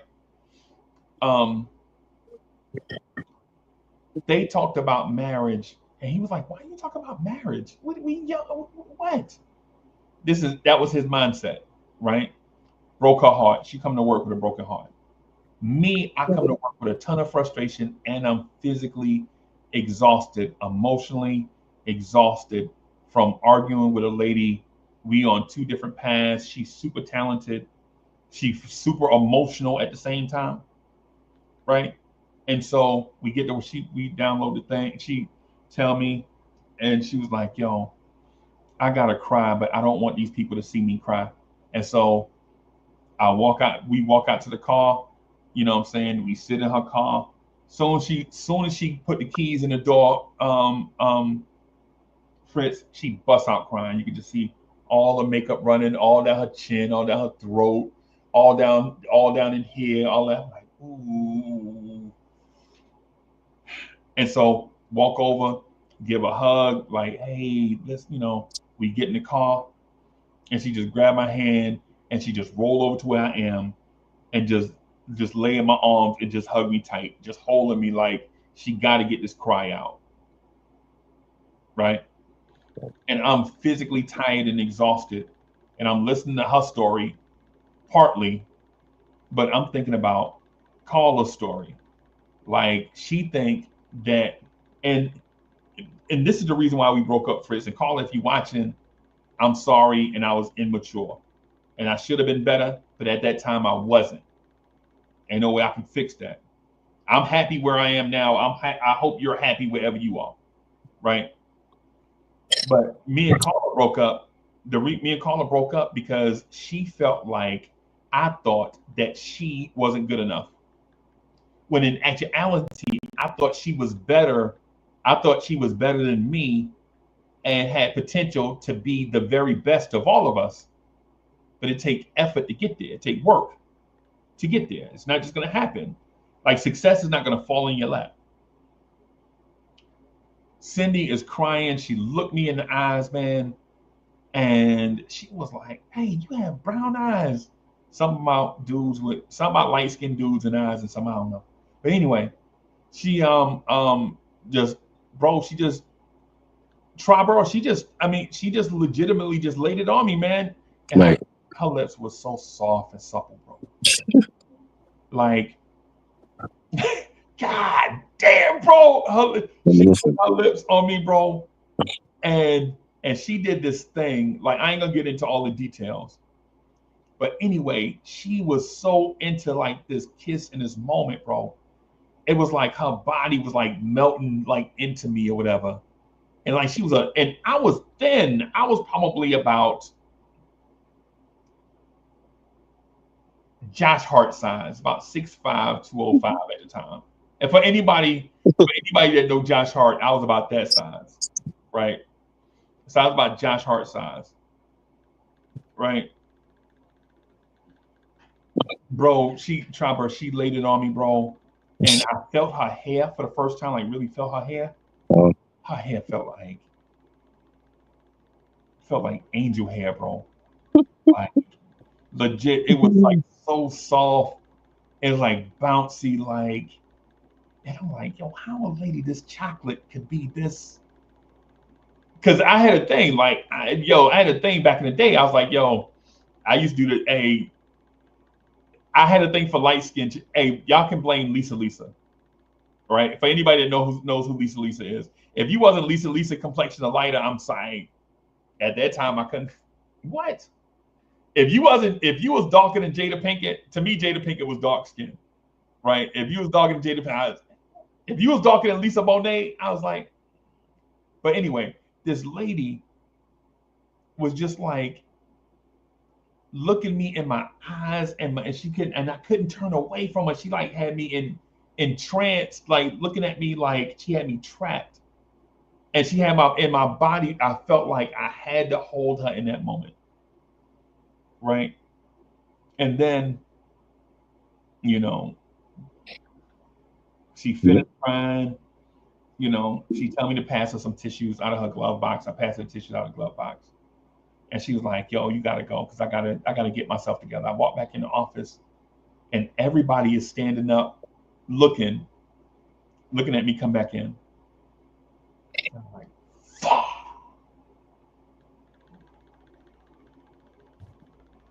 Her boss is like, hey, Uncle Freezy, can I talk to you for a minute? Cindy walked in. Hey, Cindy, you mind if I talk to you in the conference room down there in the corner for a minute?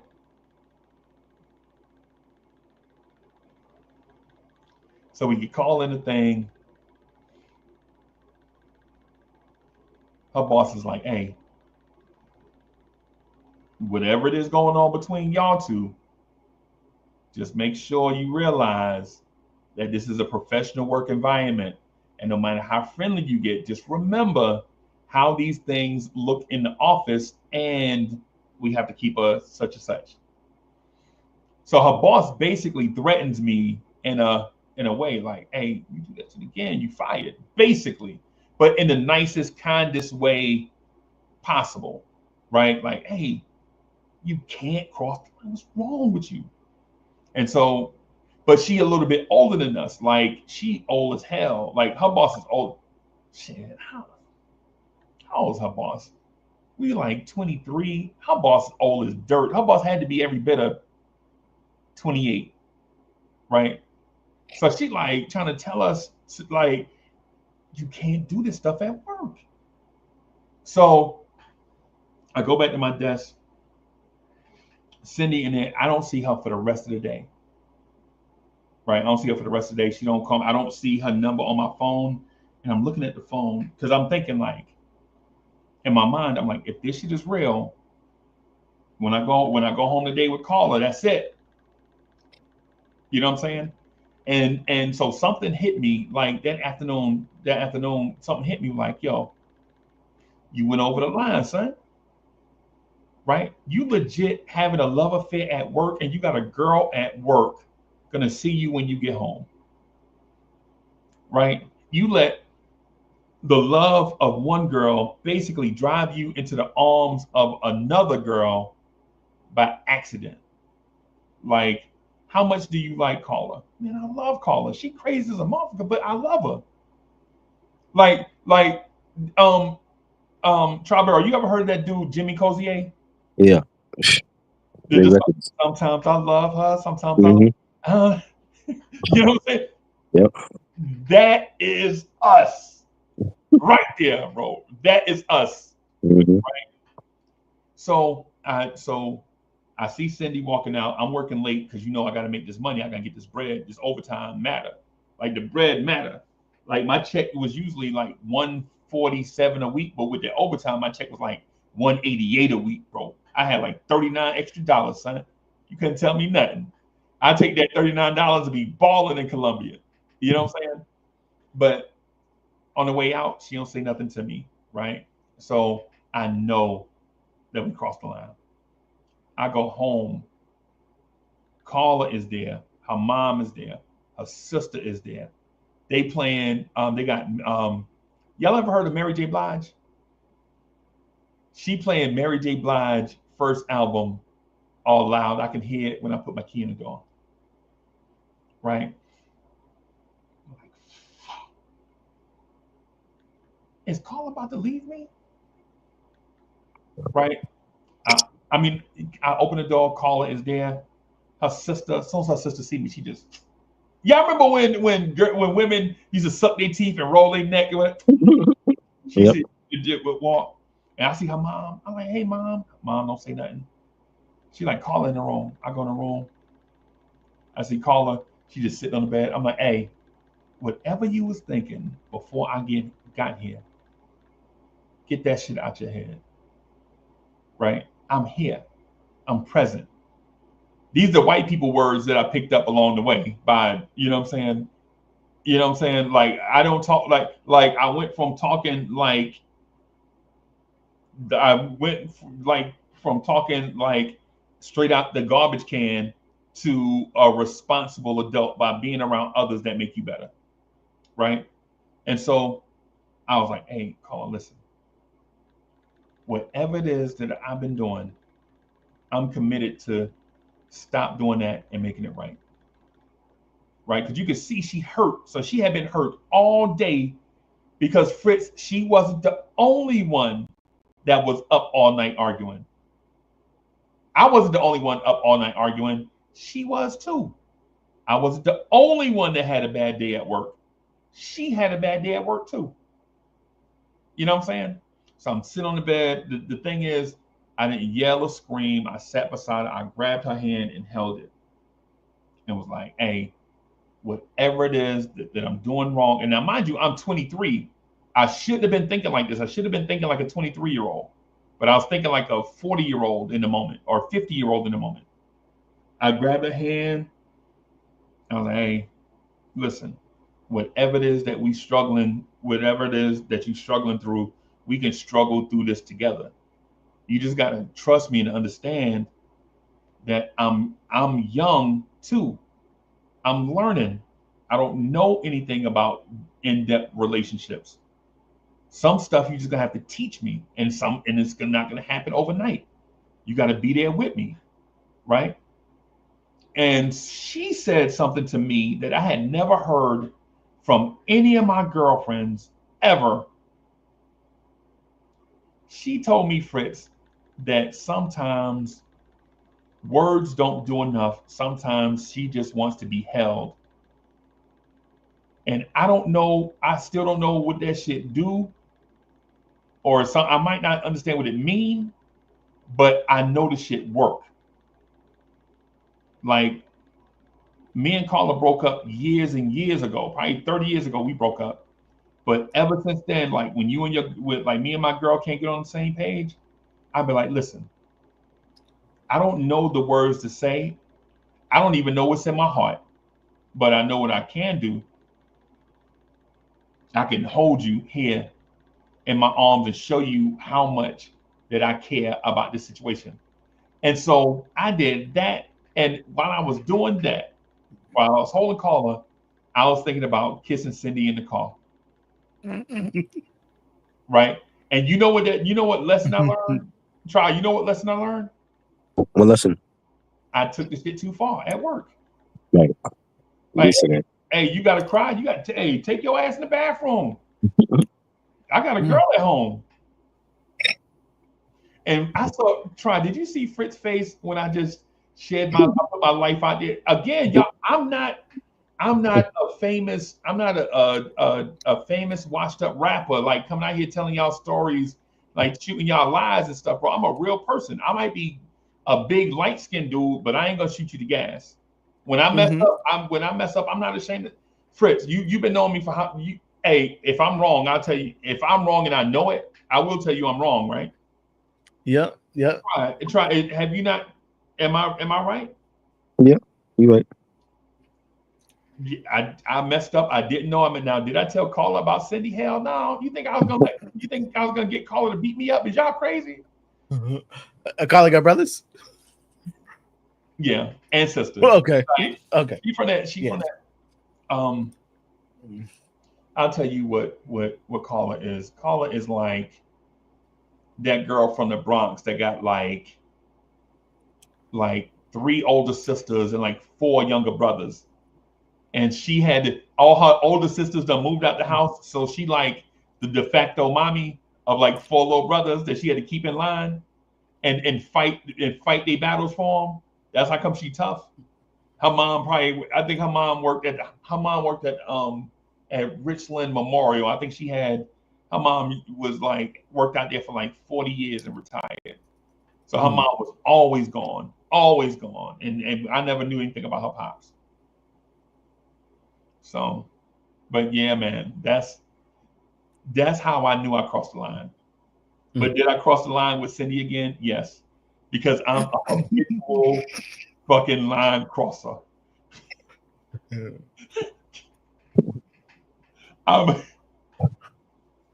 I hate my life, bro.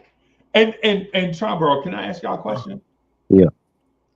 Why do y'all just laugh in my face? Y'all know that's disrespectful as hell, right? No, we just thinking back in our mind when we did something stupid. Right. Okay. I was like, these dudes legit. He said, it's like I learned my lesson, but I did again. Right. I'm a habitual messer upper. That's me. Back then I was a habitual messer upper. I was for anybody for chat. If y'all ever heard the term a hard head make a soft behind, I'm your guy. Yeah. You had to find where the line is. Oh, there it is. Yeah, there it was back there. Oh, I'm sorry. Yeah. So, yo, let me ask this: Is being a habitual line crosser a character trait, or does it come from being a poor decision maker? No, you gotta learn. You gotta learn. Okay.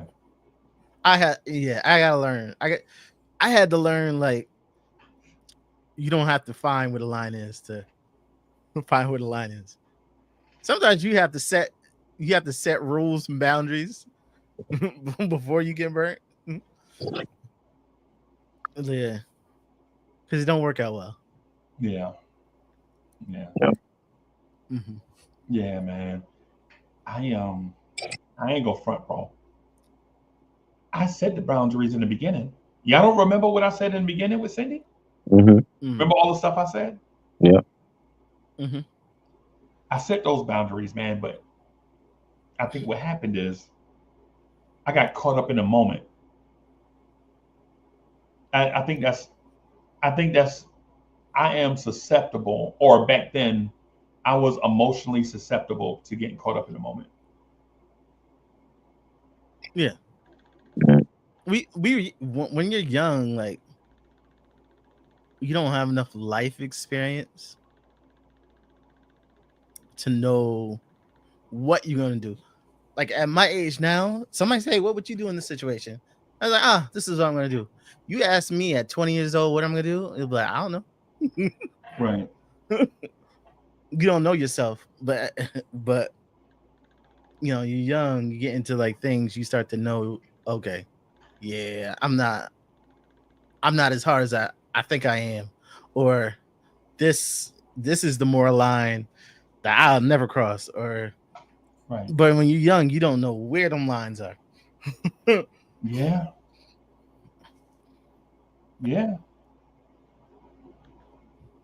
I crossed the line in a Trabro. Yeah. I crossed the line at the same job with the same chick, with the same lady, with another lady that was new. Oh man. Messy. That's messy. How you cheat on your work wife? Yo. Yeah. Yeah, that's messy. Man. I'm interested to see what Fritz thinks. And so, Robert, this is what I always thought about Fritz, right? Mm. If I'm wrong, I'm wrong innocently. I'm not wrong. I'm not being wrong for the sake of shock value or to be disrespectful, right? As soon as I saw Fritz Alcindor, probably this is probably about Fritz, what's his name, like 4 years maybe? 4 years A ago? few years. Like when we cross paths. I'm not talking about when you know each other. I'm talking about like when you Uh, cross paths. maybe 3 years, maybe Maybe 3 years. yeah. So when and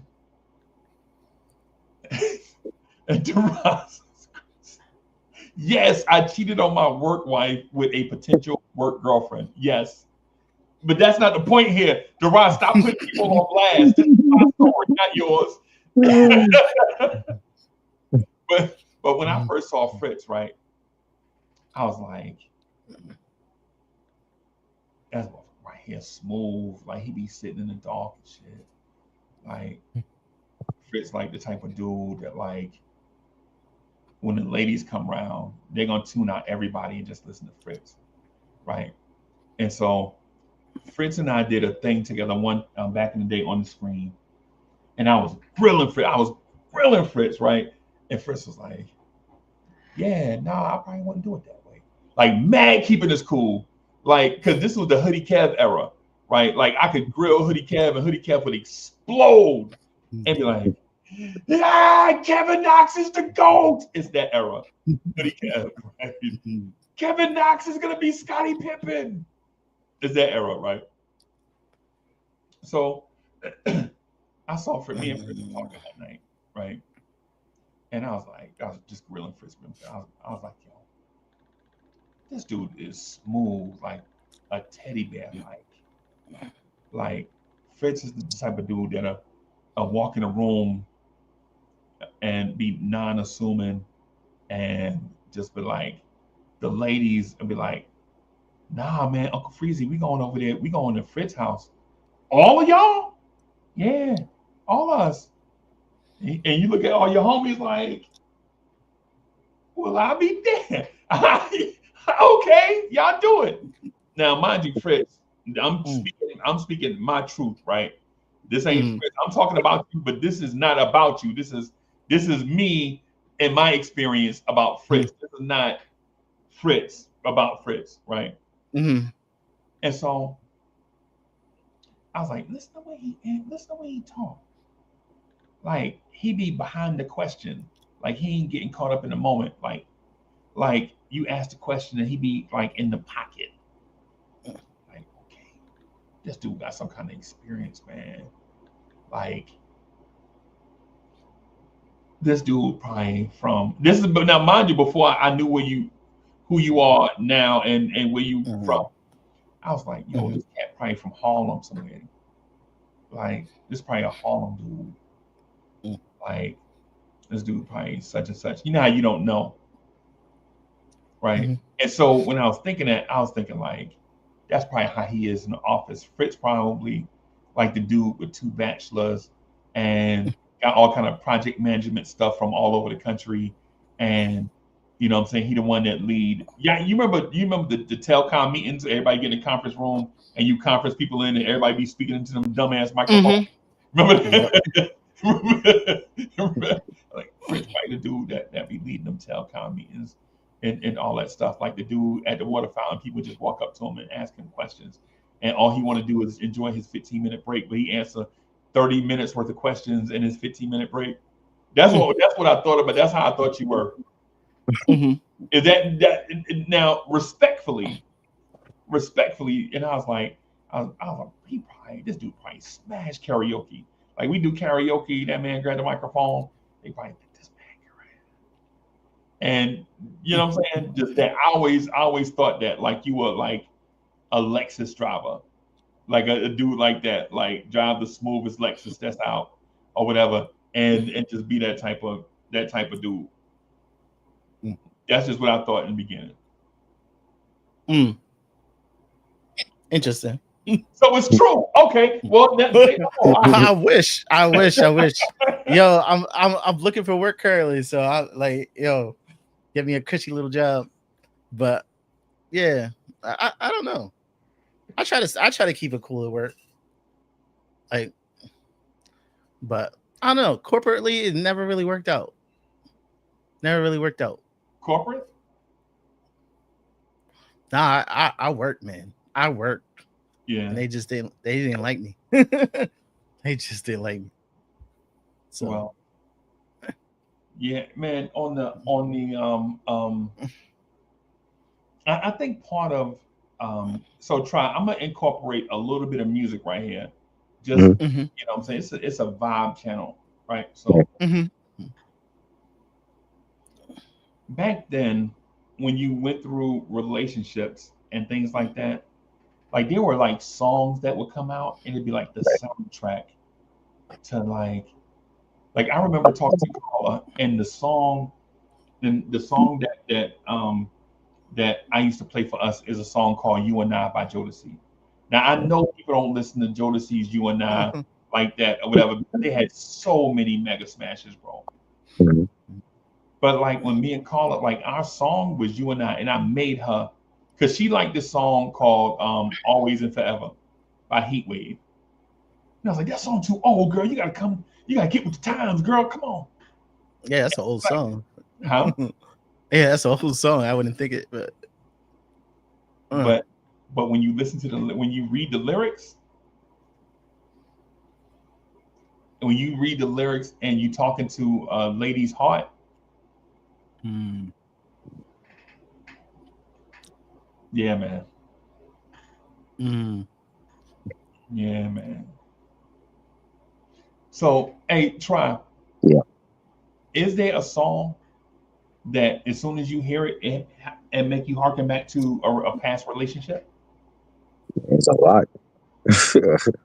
A lot of um, relationships or a lot of songs? and a lot of songs that remind me of like past girlfriends and you know um and, like Joe. Joe have a lot of them. I like like from his first album, the I'm in Love joint. That joint was like one of my favorites, and The you reggae know, mix? yeah, that one with the video. Yeah. Yeah. And the all the things and man won't do that was like a big hit, and um, I mean just about any Jodeci song from their albums, Singing, What About Us, those are great. Yeah, Jill Scott, a lot of her songs were like great. Yeah, I can't even just pick one. It's just like a whole bunch of them. Like if I made like a playlist, it'd be like a whole bunch.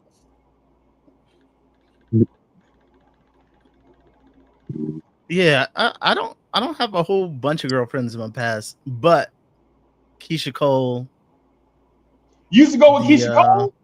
Keisha Cole, no, the Oh, Just okay. Like You album, Okay. the Just Like You album. Yeah, Okay. It had a lot of emotional stuff on that. I remember that set her off too, but at the time I didn't know she was cheating, so whatever.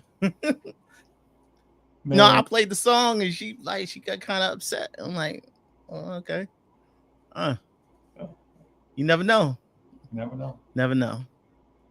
Yeah, you bro, you You just you never hit it. know. You hit a nerve. You hit a nerve. Like you hit a nerve. I I had a girl in I think we were at I think I had already moved away from the city already. Um and I was dating a girl and we were like 17, 18, somewhere in that range. And every time I went to her house, she would be playing the Janet Jackson album. You remember the Mm, Control album? yeah, That Control album spoke to her like that second Mary album, Be Speaking to the mhm, Lady. yeah, mm, That my you know how the My Life album speak to women? yeah. mm-hmm. Janet Jackson album spoke to her, bro. I think they had there was a song on there, not Spin the Night. What's the name of the song? I think it's Let's Wait a While. Yeah. Yeah. Mm, And Funny How Time Flies is on there. Hmm. Yep. Like when Janet started off the song speaking French or whatever. Hmm. And this girl legit had um a book where she was learning how to speak. Yeah, I remember when you can buy a book that can teach you how to speak a language or whatever. Remember that? You can Yeah. go to the bookstore and it'd be like a thick booklet, and then you can go buy the small booklet, the cliff notes of that book, and then you can put it together and then go get a study guide and get you a highlight. Yeah, I remember when highlighters first came out. Mm-hmm. Instead of underlining all the stuff you pay, you could just take a highlighter Yeah. and highlight certain stuff. Yep. And so she would be over there like learning how to speak French and learning how to cook and be playing her Janet. And I think we were like 18 years old. We were 18, but I was like a senior in high school 18, and she was already graduated out of high school 18. You know what I'm saying? Like I was 17 turning 18, she was 18 turning 19. Kind of to put it, but we were the same age. And we would go over there and she would try to teach me stuff. Like, I mean, I'm gonna say this, yo, don't judge me. I'm a human. I'll wake up like, damn, I'm horny. I'm gonna go to Donna's house. And I go over to Donna's house. She opened the door and I look horny, like, girl, I'm ready to, you know what I'm saying? She relax. Like, calm down, Uncle Freezy. You ain't gonna say hello? You looking at me like you gonna gobble me up. Yeah, if you let me get in the door. So she taught me stuff like control, like manners, and how to like treat a lady and all these different things. And I know some of y'all are laughing, but y'all been there before. I'm not talking about the panel, I'm talking about the people in the chat. People on X, I know y'all laughing at me, right? But y'all been there before? Y'all been there with your hormones jumping like a disco. Y'all been there before. You know what I'm saying? Donna taught me stuff like that. She taught me about people like Donny Hathaway. I was like, who? She's like, you ain't never heard of Donny Hathaway? What the fuck? Well, he a deacon at your church or something? She's like, no, you ain't never heard a song for you. What? She pull out the record, put it on the record player. You can hear it coming on. Hit a needle, get ready to start, and then the song come on. I'll be sitting through it like, when she gonna let me check her temperature? Like, why I gotta listen to the song, right? Why can't we just get down to the, you know what I'm saying? Right. You know what I'm saying? But she was teaching me stuff like how to be a man. I didn't know when you young. Remember, there's a balance. Like, you look like a man. When you 18, you look like a man. A lot of times, you still a kid inside, though. You know what I'm saying? Mm-hmm. You know. So she teach me stuff like we'll be dancing. She's like, "Come here, go dance with me." I'm like, "I ain't ready to dance with you in the middle of the floor." She's like, "Why not? You don't like me?" Yes, I like you. In my mind, with me being stupid, the only times I ever danced, just like y'all. Anytime what setting do you dance in? I'm asking y'all, Fritz. What setting do you dance in? Did you dance when you and your girl was all alone, or what setting did you dance in? Let's party. Try. Yeah. When did you dance? Like at a cookout. In front of people, right? Yeah. She wanted to dance alone, like us, just in her apartment floor, in the middle. She in her apartment.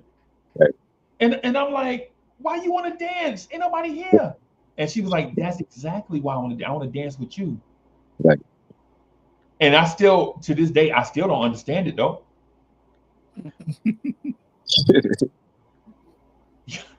Y'all be frying me, bro. Why y'all always Maybe she just wanted to dance.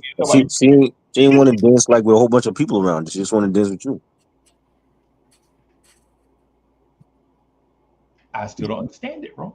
Right. But so is it a thing where in that moment she just wanted to be held and just want to dance or something? That too. She wanted to set the mood, you know? She just wanted to be close to you. That's it. Yeah. If she would have damn stopped me in the door when I was ready to go, we could have already been there.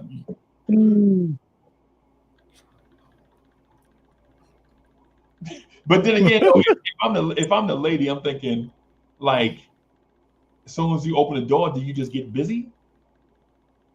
But you can't fool me. I watch movies, bro. I know Hollywood. Right. watch I watch movies where as soon as the woman open the door, they just It got to lead up to all that, though. You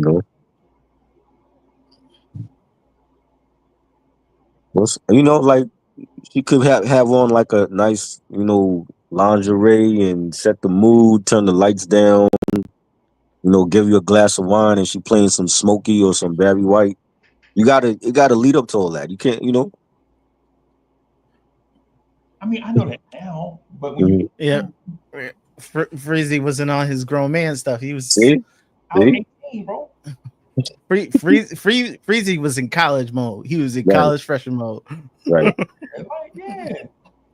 I'm like, I had to catch 2 buses and walk 4 blocks downhill and walk past a bunch of dudes that's ain't grilling me because they like, yo, that's that dude that be messing with Donna. You know what I'm saying? Mhm. It's like she don't mess with dudes around her way. She just mess with man. I don't see what she's seeing that dude anyway. Oh, beige. You know what I'm saying? Yeah, dudes. I'm like, Uh, I'll be like, hey, bro, take that stick out your mouth and talk to me like a man. Fridge, Fridge, you don't remember that, bro? Mac dudes used to have like the little, chew the little branch, whatever. Oh yeah. Yeah, man. Oh yeah. But yeah, I didn't get it at 18. Now, I get it, but when you 18, you're like, yeah, when you 18, you like, who the hell is Donny Hathaway? right. You ain't thinking all that.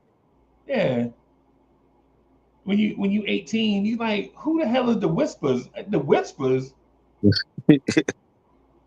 So your parents weren't really into it. Weren't really into music. They were very into music. My pops was obsessed with it.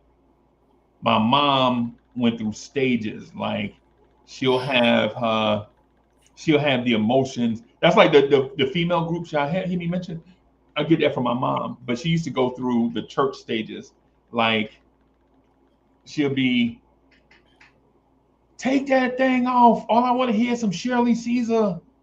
Mm, Rough side of the mountain. I'm coming. I'm like, oh my God.